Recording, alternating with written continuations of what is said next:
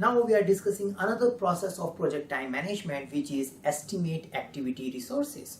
Now from define activities, we got list of activities, but we need to identify what type of people, what type of material, what type of resources we need in order to execute those activities. And this particular process is all about identifying those resources. So that's why it's talk about estimate activity resources. Resources could be human resource, could be material.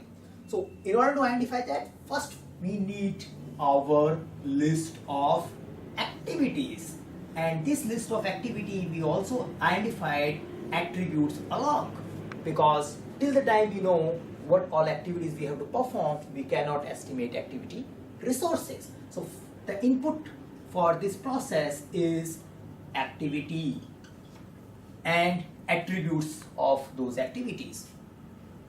Plus, we also need to know, do we have some risks which can impact the resource allocation? We also need to know, where do we have people, what type of people do we have, and that particular information as an organization, what type of resources the organization has, that information is captured and compiled in a document or in an artifact called resource calendar. So we need to know the resource calendar. Now, after identifying the resources, we also come to know the cost associated with that particular activity.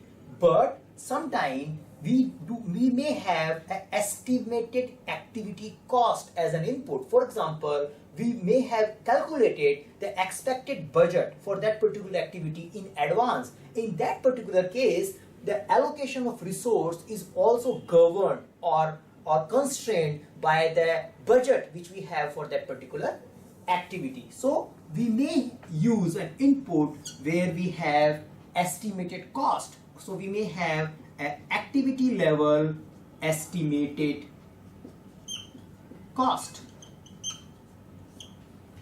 Now, as usual, we also need to look at our enterprise environmental factor and organization process assets in order to identify the resources, because they may give us, the enterprise environmental factor will provide us all tools, systems, and organization process assets will give us the historical data or a data of an organization, which will help us in identifying the right and appropriate quantity of resources for the activities. And this all which is same like other time management process, the complete time management knowledge area is governed by the schedule management plan. So we also use schedule management plan as an input to this particular process. Now, when we have all these inputs, we need to apply some tools and technique to identify the resource requirement for a given activities. And what can be applied? The expert judgment is a primary tool and technique which is used to identify a resource for a given activity. So we apply a human judgment where he thinks what type of resource I need in order to apply or in order to execute these activities. So we have an expert judgment.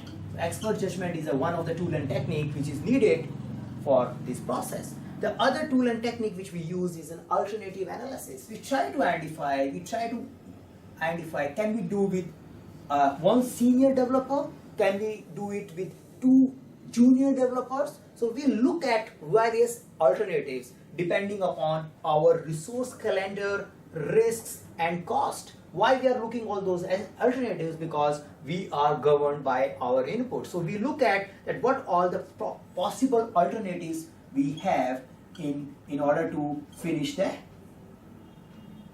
given activity. So we do an alternative analysis. That's the second tool and technique which we use for our estimate activity resource. Now, we may have some published data which is coming from our enterprise environmental factor, which says that these type of activities has to be done by these type of resources. So the third tool and technique we can use is published data.